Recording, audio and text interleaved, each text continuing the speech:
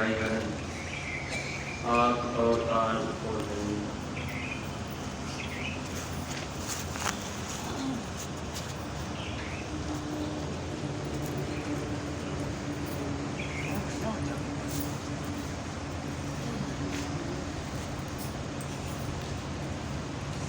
जय गुरुदेव,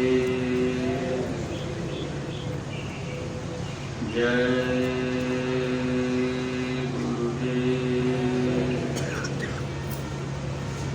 जय गुरुदेव। नाम किसका? प्रभु का पावन नाम, मालिक का प्यारा नाम, समय का जगाया नाम। जय गुरुदेव।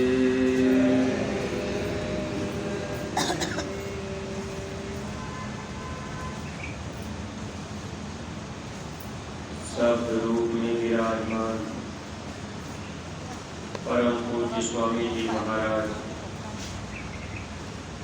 परम श्रद्धेय पूज्य महाराज जी के चरणों में कोटि कोटि नमन प्रणाम करते हुए संस्था के सभी वरिष्ठ पदाधिकारी सदस्यगण, सभी सत्संगी धर्म प्रेमी भाई बहनों, सभी जिम्मेदार सेवादार प्रेमियों को सादर जय गुरुदेव। परमार्थी प्रेमी भाई बहनों, इस मानव जीवन में अगर सच्चे सद्गुरु हम लोगों को न मिले होते, हम सब लोग ये जान भी न पाते कि हम कौन हैं, कहाँ से आए हैं, मरने के बाद फिर कहाँ जाना होगा। गुरु महाराज ने अति दया कृपा करके हम सब जीवों को धीरे धीरे सच्चाई का बोध कराया है। मनुष्य शरीर थोड़े समय के लिए मिला, सांसों की पूंजी पूरी होते ही न चाहते हुए भी यह शरीर छोड़ना पड़ेगा। बस इस शरीर से जीवात्मा को निकालकर कर्म का हिसाब 1 मिनट के अंदर कर दिया जाता है। जैसा जिस जीव का कर्म होता है, कर्मानुसार जीव को नरक और 84 में सजा दे दी जाती है। इस मानव जीवन में आने के बाद हम सब लोग संगी दोस्त यार मित्र के बीच में रहकर, नातेदार रिश्तेदार सगे संबंधियों के साथ में रहकर जाने अनजाने में बहुत से अच्छे बुरे कर्म कर लेते। कभी कभी तो हम आप जानबूझ करके भी कर्म कर देते। हालांकि ये मन है हम लोगों से मन बराबर कर्म कराता है, और ये मन फिर हम जीवों को सजा भी भोगने के लिए तैयार रखता है। मन इस तरह से काम करेगा कि जीव कर्म के बोझे से दबा रहे। कभी भी हम आप यहाँ से निकल नहीं सकते।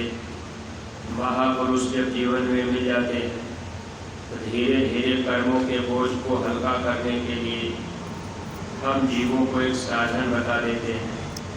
सुमिरन ध्यान भजन भी साधन है, सत्संग और दर्शन भी साधन, सेवा भी साधन है। जो भी हम लोगों को गुरु महाराज ने सेवा करने का मौका दे रखा है, ये केवल हम लोगों के कर्मों को काटने का एक अवसर मिला हुआ है। अगर इस अवसर पर हम आप चेत करके सेवा कर लिए, गुरु महाराज के वचन वाणियों को मान लिए, तब तो यहाँ से निकलना हो सकता है। वैसे काल भगवान ने हम जीवों को इस संसार में ले आकर फंसा दिया। यहाँ आने के बाद सौभाग्य हम लोगों का ये रहा कि जीवात्मा को उन्होंने दरवाजे पर ही बैठाया। अब दरवाज़ा तो उन्होंने बंद कर दिया, लेकिन जीवात्मा को दरवाजे पर बैठा दिए। अगर ये जीवात्मा दरवाजे पर न बैठती शरीर के किसी और हिस्से में होती तो इस जीवात्मा को निकालने में और तकलीफ होती, लेकिन दरवाजे पर अगर जीवात्मा को उन्होंने बैठा दिया। अब हम आप अगर दरवाजे पर रोज़ रोज़ प्रार्थना करें, आवाज़ लगावें, प्रार्थना का मतलब सुमिरन, ध्यान, भजन, और सद्गुरु से बराबर अंतर में घाट पर हम आप हमेशा प्रार्थना करते रहें, मालिक दया कर दीजिए। जब हम आप दरवाज़ा खटखटाते रहेंगे, अब हम आप तो दरवाजे के बाहर हैं, हम लोगों को दरवाज़ा खोल कर अंदर चलना है। दरवाज़ा खोलने का काम सद्गुरु ही करते हैं, क्योंकि जैसे कोई आदमी कमरा अंदर से बंद कर दिया, अब हम आप बाहर पड़े हैं, तो अंदर कब जाएंगे? जब अंदर वाला कमरा खोल देगा। अंदर में जो रह रहा वो जब अंदर से कमरा खोलेंगे, दरवाज़ा खुलेगा, तभी हम आप अंदर जा पाएंगे। ऐसे ही सद्गुरु अंदर में मौजूद हैं, हम आप बाहर से दरवाज़ा रोज़ रोज़ खटखटाएंगे, यानी सुमिरन, ध्यान और भजन जब हम आप करते रहेंगे, दरवाज़ा खटखटाते रहेंगे, तो एक न एक दिन मालिक की दया हम जीवों के ऊपर होगी। दरवाज़ा खुलेगा, हम आप भी अंदर हो जाएंगे। लेकिन परमार्थी प्रेमी भाई बहनों, अगर इसमें हम आप ध्यान नहीं दे पाए, सुमिरन, ध्यान और भजन, सेवा जो साधन महापुरुष हम जीवों के हित के लिए बनाए, अगर हम लोग ये करते रहेंगे, तब धीरे धीरे ये दरवाज़ा खुल जाएगा, हम आप यहाँ से निकल जाएंगे। लेकिन देखिए, हम सब लोग इस मानव शरीर को पा करके, अब ये शरीर है, दुख तकलीफ बीमारियों में रहता है, कर्मानुसार तकलीफें आती रहती हैं। हम आप इसी शरीर के लिए सद्गुरु से फरियाद भी करते रहते हैं कि हमारी ये तकलीफ ठीक हो जाए, तब हम आपकी पूजा करेंगे, ये हमारी बीमारी चली जाए। जबकि प्रेमी भाई बहनों, गलती तो मन की है, पहले तो मन ने कर्म किया, वही कर्म हमको आपको भोगना पड़ रहा। अब हम आप मनुष्य शरीर में हैं, दवा भी मिल गई, नाम भी मिल गया, देखिए फिर ये मन गलती करता जा रहा, यानी मन कर्म बनाता चला जा रहा। अब अभी हम लोग अपने अपने मन को नहीं समझा पा रहे कि कम से कम हम सब लोग सुबह शाम सुमिरन, ध्यान, भजन करें, और जब सेवा का समय हो जाए तो हम सब लोग समय से सेवा में पहुंच जाएं। देखिए, ये मन है, सेवा में जाने के समय भी देर करता है, और फिर उधर से जब आने का समय होता है तो जैसे नाश्ता वगैरह कर लिए, फिर धीरे सा मन निकल जाता है कि चलो अब हमने तो सेवा कर ही लिया। ये हम लोगों की बहुत बड़ी कमजोरी है, ये मन की कमजोरी। अब ये दुश्मन नहीं चाह रहा कि ये जीव यहाँ से निकल करके जाए। इसलिए परमार्थी प्रेमी भाई बहनों, हमेशा मन की निरख परख करनी चाहिए, क्योंकि महापुरुष इस मन को ठीक करने के लिए ही सेवा, सत्संग, दर्शन, ये लाभ हम जीवों को देते रहते हैं। जैसे हम आप बार बार दर्शन करेंगे, हमेशा सेवा में अगर हम आप लगे रहेंगे, अगर हम आप सुमिरन, ध्यान, भजन भी करते रहेंगे, तो ये धीरे धीरे मन मानेगा। इतनी जल्दी मानता नहीं है, इसकी स्वभाव, इसकी आदत मन की पड़ी हुई है। अब ये कर्म करने के लिए बराबर ये तैयार रहता है, क्योंकि सजा तो दूसरे को भोगनी पड़ती, कर्म तो मन करेगा, लेकिन सजा आत्मा को दी जाती है और शरीर को भी सजा मिलती है। जैसे हम आप मनुष्य शरीर में हैं, अगर कोई बुरा काम हो गया तो अब इस शरीर को सजा मिलेगी, यानी मार भी पड़ेगी, खाने में बंद भी किया जाएगा। अब ये तकलीफ शरीर को दी जाती, जब इस शरीर से जीवात्मा को निकाला जाएगा, धर्मराज के दरबार में जीवात्मा को भी सजा दिया जाएगा कि भाई देखो, ये बुरा काम तुमने किया है, इसका फल अब तुमको भोगना पड़ेगा। यानी मन के चलते ही ये शरीर भी दुख पाता है और मन के चलते आत्मा भी दुखी होती है। महापुरुष जब जीवन में मिलते हैं तो दोनों तरह से हम जीवों को बचाना चाहते हैं, लेकिन परमार्थी प्रेमी भाई बहनों, अब हम सब लोग जब कभी महापुरुष के सामने आते हैं तो अपने गुनाहों की भी माफ़ी हम आप नहीं मांग पाते। एक बार सावन सिंह जी महाराज के समय में एक सत्संगी जब सत्संग में पहुंचा, दर्शन करने के लिए गया, तो वो गुरु महाराज के सामने, महाराज जी के सामने अर्ज किया कि मैं बहुत गुनहगार हूँ, मैं बुराइयों से भरा हुआ हूँ, आप दया कर दीजिए, मेरी बुराइयों को निकाल दीजिए।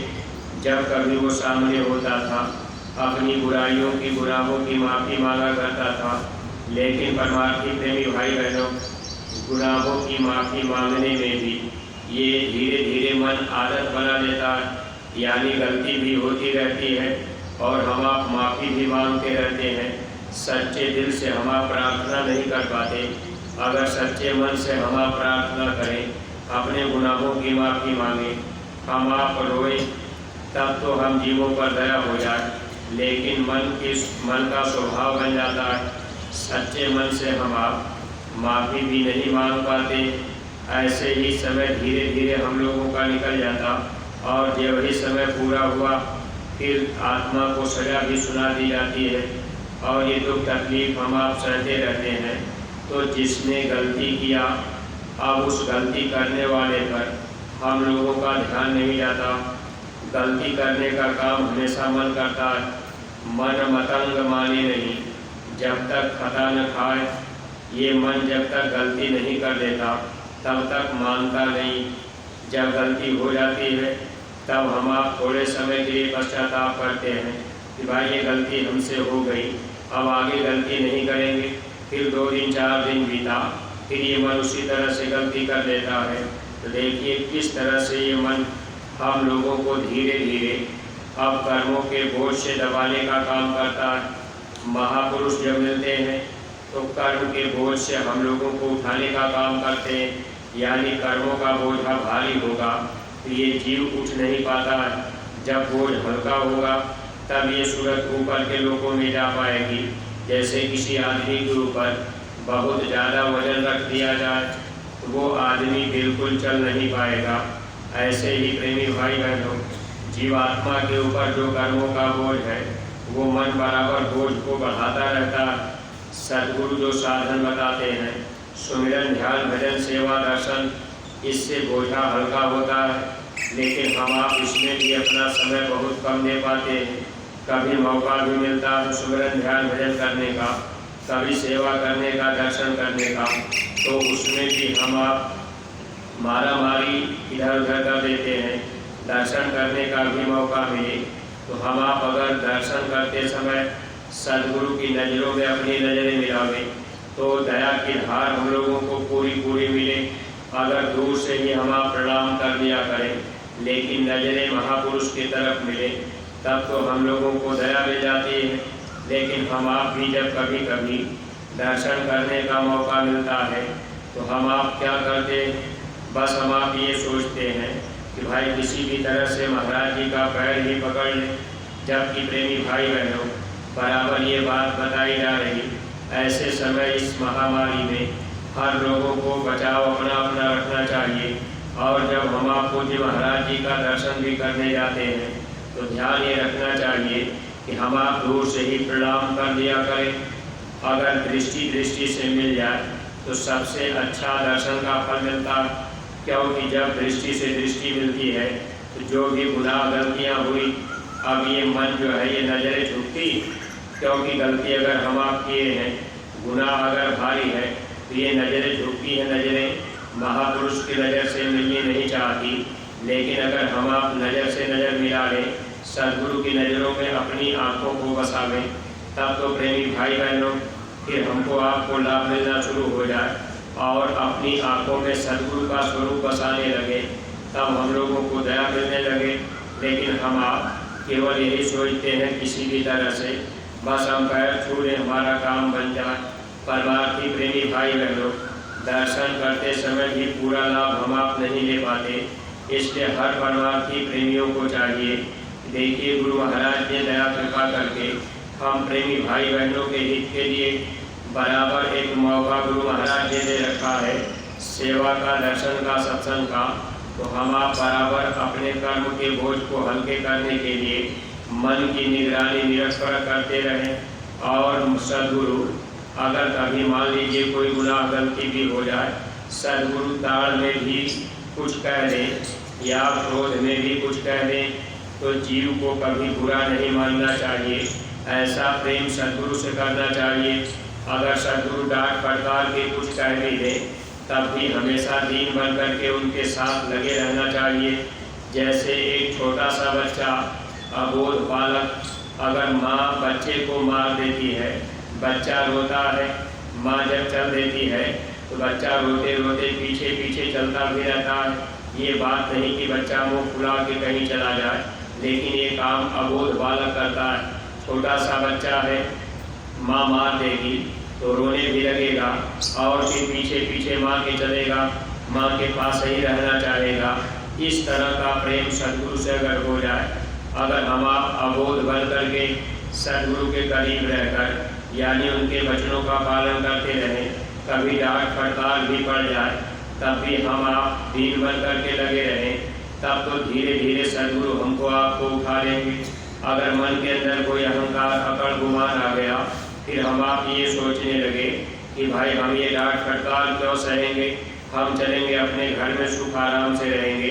अब मान लीजिए सेवा में ही आप लगे हैं, सेवा में भी कभी कोई अगर कड़ी बात आपको कह दिया, तो ये मन को सहने की आदत नहीं, ये मन सहना नहीं चाहता है। फिर भी परमार्थी प्रेमी भाई बहन, अगर आप सेवा भी कर रहे, कोई डांट फटकार भी दिया, तब भी आप अपने को संभाल करके रखिएगा।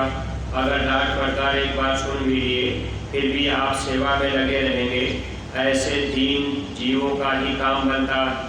अगर कोई सेवा में आपको डांट फटकार दिया, फिर आपका मन खराब हो गया कि चलो अब यहाँ हम सेवा में नहीं रहेंगे, अब यहाँ से चलते हैं दूसरी जगह, तो ये मन है, ये कभी भी डांट फटकार सुनना नहीं चाहता, ये कभी बर्दाश्त करना नहीं चाहता। सद्गुरु चाहते हैं कि ये जीव धीरे धीरे इस रास्ते पर चल पड़े और मन धीरे धीरे दीन बन जाए। अगर मन के अंदर दीनता आ जाएगी तो काम बनने में देर नहीं लगेगा। लेकिन मन की आदत, मन का स्वभाव जल्दी बदलता नहीं है। बदलने के लिए ही हम आप सत्संग में, सेवा में, सुमिरन ध्यान भजन में लगे रहते हैं, लेकिन हम आप भूल जाते हैं। क्योंकि जब कभी मन के ऊपर चोट पड़ती है तो हम आप दूरी बना लेते हैं।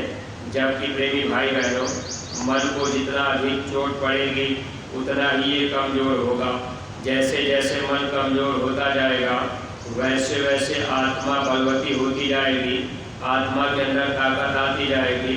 जब आत्मा ताकतवर हो जाएगी, तब इसको फिर सफ़र करने में दिक्कत नहीं होगी। फिर ये आत्मा अपने सच्चे देश गुरु की दया कृपा से पहुँच जाएगी।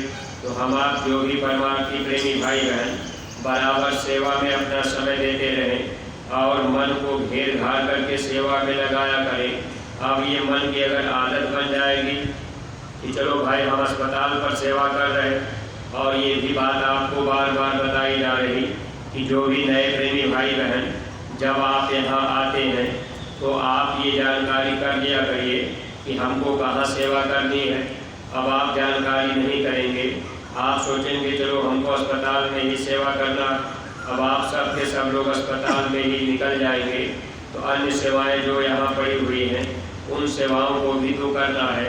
इसलिए हर परमार्थी प्रेमी भाई बहन जो भी नए लोग आते हैं, आप अपना नाम पता नोट करवा दिया करिए और ये जानकारी कर लिया करिए कि हमको सेवा कहाँ करनी। अब आपको जैसी ज़रूरत रहेगी, मान लीजिए अस्पताल में ज़्यादा लोग हो गए, अब आप जाएंगे, आपका मन कहेगा कि भाई यहाँ तो बहुत सेवा करने वाले हैं। 2-4 ईंट आपने पकड़ाया, 1-2 चक्कर आपने सीमेंट बालू कुछ थमा दिया, फिर धीरे से आप वहाँ से निकल जाएंगे। भाई धीरे धीरे यहाँ से निकलते निकलते हम आप 7, साढ़े 7 बजा देते। अब 8-9 बजे नाश्ता आ गया, नाश्ता किए, फिर धीरे से वहाँ से निकल आए। तो ये स्वभाव मन का, ये आदत मन की है। इन कमजोरियों को थोड़ा हमको आपको निकालने की ज़रूरत है। जो भी 2-4 दिन सेवा का लाभ हम प्रेमी भाई बहन यहाँ लेने के लिए आए, तो आप सब लोग ये जानकारी रख लिया करिए भाई हम कहाँ सेवा में लग जाएं। अगर हम आप समय से सेवा करें और समय से सत्संग में, सुमिरन ध्यान भजन में आते जाते रहें, दर्शन का भी लाभ लेते रहें, तो दया दुआ हम लोगों को ज़्यादा मिल जाएगी।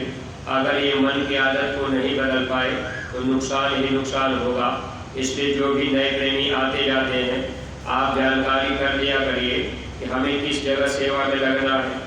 जैसे आप जानकारी कर लेंगे, बता दिया जाएगा, उस हिसाब से आपको व्यवस्था मिल जाएगी।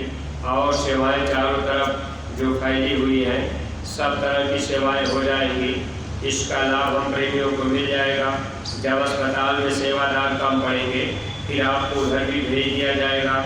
अगर मान लीजिए आपको कहीं और लगा दिया गया, साफ सफाई में या खेती बाड़ी में या भंडारे में, तो अगर अस्पताल में ज़रूरत पड़ेगी कि भाई वहाँ सेवादार कम पड़ रहे, तब तो आपको बताया ही जाएगा, क्योंकि वो मुख्य सेवा है। इसके प्रेमी भाई बहन, जानकारी करके इस सेवा में हम आप योगदान दिया करें, लाभ रहेगा।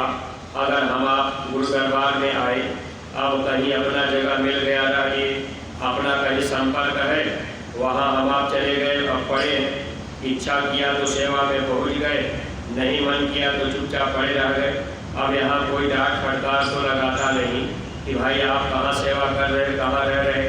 ठीक है, आप रहने के लिए कहीं भी जगह मिल जा रहे, लेकिन ये ध्यान जरूर रहे कि जानकारी कर लिया करिए कि हमको सेवा कहाँ करनी है, और अपनी अपनी सेवा में समय से हम आप पहुँच करके दया दुआ गुरु महाराज से मांगते रहें, लेते रहें। ये जन्म जीवन सार्थक हो जाए। मालिक से बराबर हम आप प्रार्थना करते रहें कि मालिक हम गुनाहगार हैं, हमारे पास तो गुनाहों का ही भंडार है, हमारे अंदर कोई ताकत भी नहीं है कि हम गुनाहों को दूर कर लें। आप ही दया कृपा करके हमारे गुनाहों को माफ़ कीजिएगा। बराबर अपनी गलतियों की माफ़ी हम आप मांगते रहें। और प्रेमी भाई बहन, आपस में प्रेम मोहब्बत से रहकर हम आप परमार्थ कमा लें, यही हम लोगों की चतुराई और चालाकी होगी। इन्हीं शब्दों के साथ में हम अपनी वाणी को यहीं पर विराम दे रहे।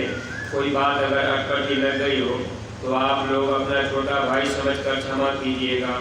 सब लोग प्रेम के साथ में मालिक के पावन नाम का उच्चारण करेंगे। जय गुरुदेव।